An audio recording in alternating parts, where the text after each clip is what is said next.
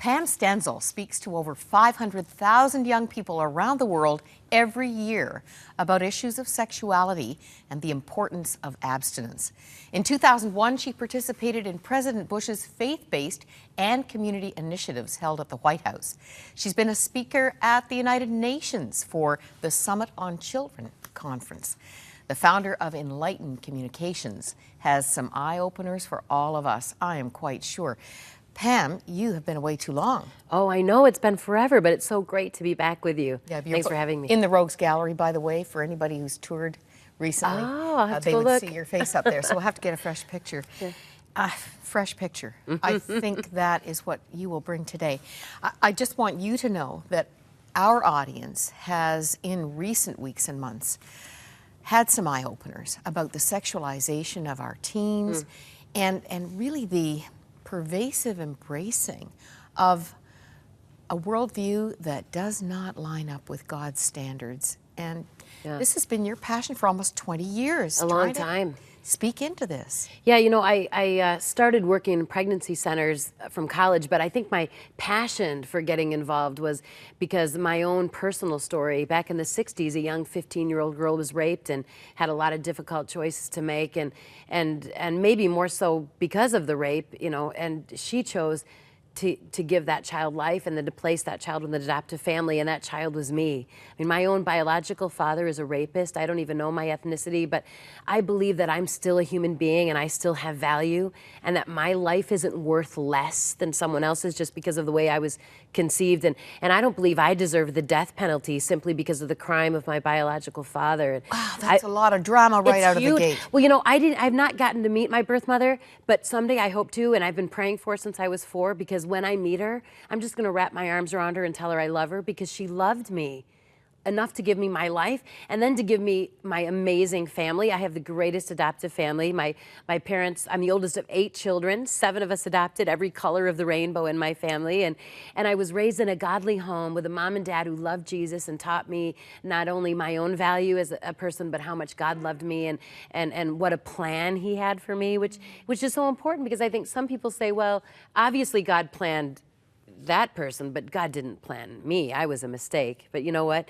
The Bible says that he knew me before the foundations of the world and formed me in my mother's womb, and he had a plan for me. And I just wanted to reach out to young women who were experiencing a crisis pregnancy, because I don't know who was there for my own birth mother, and I hoped I could be there for them. And so for 9 years, I counseled pregnant girls and walked them through the decision-making process, because they're not, you know, the best choice is before you have sex. That's when the good choice happens. After that, it becomes very, very difficult. And after years of doing that, I realized that these girls were afraid of pregnancy, and pregnancy was not the worst of the consequences. A girl would come in, and for a pregnancy test, it would be negative. A lot of them were negative, and she's like ready to bolt out my door. And I'm like, wait a minute, have you been tested for syphilis, gonorrhea, herpes, chlamydia, trichomonas, vulvodynia, arthritis, hepatitis B, hepatitis C? Have you been tested for this? And she's like, well, I live in Hamilton, not Toronto. You know, I shouldn't need to be tested for that.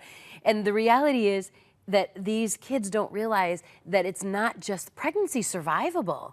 I mean, pregnancy your body was meant to do that. God created us as women to conceive and to bear a child. There's much more risk here. The disease is far, far greater. And you know, here's the deal. I tell adults this because sometimes they think, what's the big difference? I was in high school, made some choices I shouldn't have made. If you would have graduated high school in 1967, 1 in 32 of your classmates would have been infected with an STD. That was the onset of the sexual revolution. If you would have graduated with me in 1982, it's 1 in 18. Today, it's 1 in 4. In fact, the Centers for Disease Control now says there is no way anyone under 24 could have sex with someone who is not a virgin and not get a disease. It is statistically impossible. So now this medical community is not asking if they're infected, they're asking what they have. And the last time I was in Washington, D.C., and we had talked about having worked with President Bush's team, well, we now have a new president, and he has decided to take away all of the money for abstinence education in our country. So it was all cut off, all the funding for abstinence education. So I went to the conference where they were going to tell us, now what are we going to be teaching our kids? And at that Department of Health and Human Services said, now the curriculum says everybody gets an STD. Everybody gets one. It's no big deal. It's like the chicken pox or the flu. You'll get over it? There should be no shame. And so here's where we've come. In the 60s, we threw off God's standard. We said, we don't need God. We don't need him to tell us how to handle our sex lives. We can do whatever we want. And 40, pushing 50 years down the road now, we have massive infidelity, STDs, infertility. Infertility among women has risen over 500% in 10 years. A great deal because of sexually transmitted disease infection. And we're not telling our girls that the choice they make on prom night might mean they'll never be able to be mothers. Well, and on the impact it'll have on their future marriage. And we know so much now. Endless.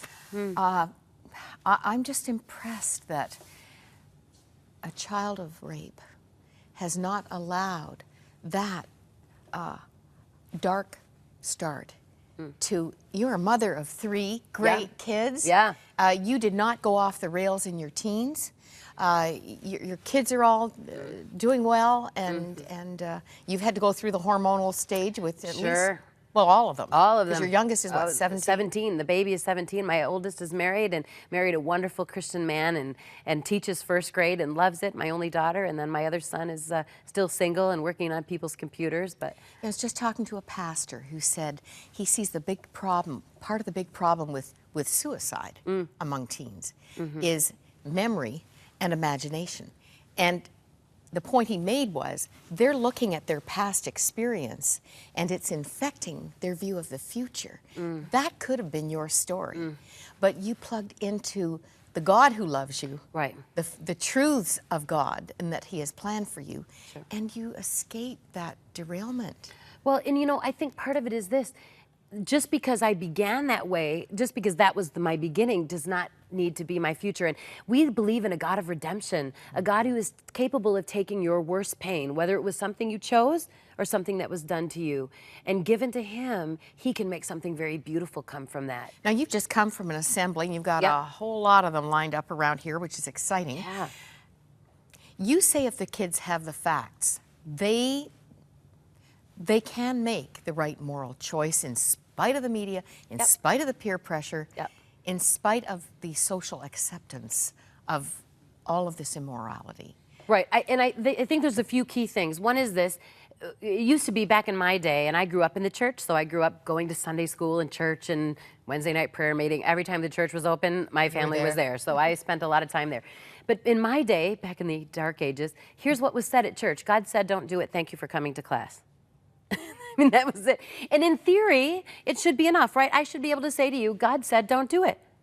You don't need why. It's kind of like the parent that says, because I told you so, right? Exactly. You don't need to understand the why. The thing is, we have the why, physically, emotionally, and spiritually, and I think it's desperately important that this generation understand why, so that they see God's law, not as mean and trying to wreck their weekend, but they see it as love, and God saying, you know what, I love you so much, and I want to protect you. I want to protect your fertility. I want to protect your future marriage. I want to protect your mind. But they don't have the experience with God to trust that pleasing God matters. So when you hear, as you have and did for years, well, nobody told me, you're out to tell them. Let me give you the facts on your choices. Well, because the media is telling them they can do all of this, they can have multiple partners as long as they have a condom, that's fine. And the problem is that's not true. It's not even true medically. The condoms don't protect from the 2 major STDs we're dealing with, which are viral, herpes and human papillomavirus. Don't protect at all because they're contracted by skin contact. And human papillomavirus is a serious virus for girls and for women with cervical cancer and possibly complete infertility, if not death. And herpes might be annoying, but who wants that, And so if they understood medically what was going on, I think they would say, wait a minute, I don't want to risk that. It's not worth it.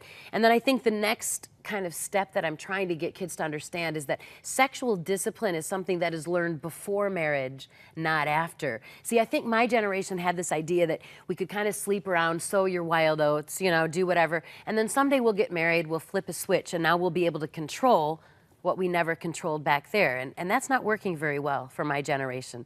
And even in the church, and this is what's tearing us apart, the infidelity, the inability to remain faithful to their spouse, and then divorce, and all of these things are affecting my generation hugely. And one of my favorite pastors, oh, this was brilliant. I was sitting down with him. He said, Pam, every couple that comes to my church to get married has to come sit down with me before they get married. Premarital counseling. Right? And he's tough. I love him because a lot of pastors are not tough enough on these kids. He said, the first thing he asks them is, are you having sex or are you living together? Oh. And if they say yes to either of those, he looks at them with wisdom and says, you have both told each other by your behavior. By your behavior, you've both told each other that you are perfectly comfortable having sex with someone you're not married to. And weddings don't fix that. You've already made the decision. So the truth in our faith, in our churches, we need to understand, if we don't get this right before they walk the aisle, we're going to end up with families and couples and marriages in our churches that are not only dealing with the mess of infertility and pain, but they're dealing with infidelity and and this is obviously not just a Western problem, because your teaching, your DVD, which was called Sex Has a Price Tag. Right. You were known for that. Sex has a price tag. It is now The High Cost of Free Love. And let me tell you where this is being viewed. The U.S., Canada, Mexico, Central and South America, Australia, Ireland, Europe, Ukraine, Romania, Poland, and throughout Africa.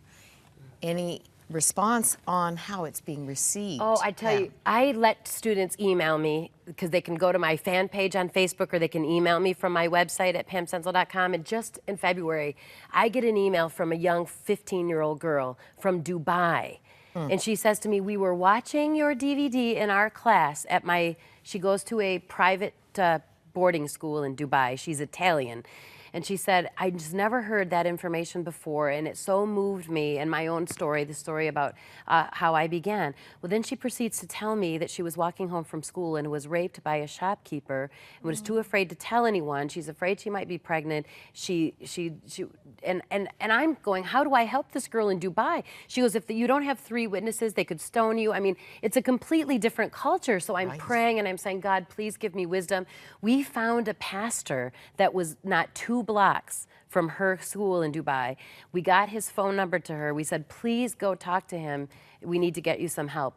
Well, come to find out, they helped call her mother in Italy. Her parents came and got her. She's going to carry her baby to term and place that little baby for adoption with a family in Italy, all because she watched that DVD in her school. It's just absolutely astounding. I was so thrilled to hear back from her and how thankful she was for the help that we were able to find her all the way across the world. So I just know that this is making a difference and helping students to understand. And this is a tough topic for pastors and for their youth pastors to talk about.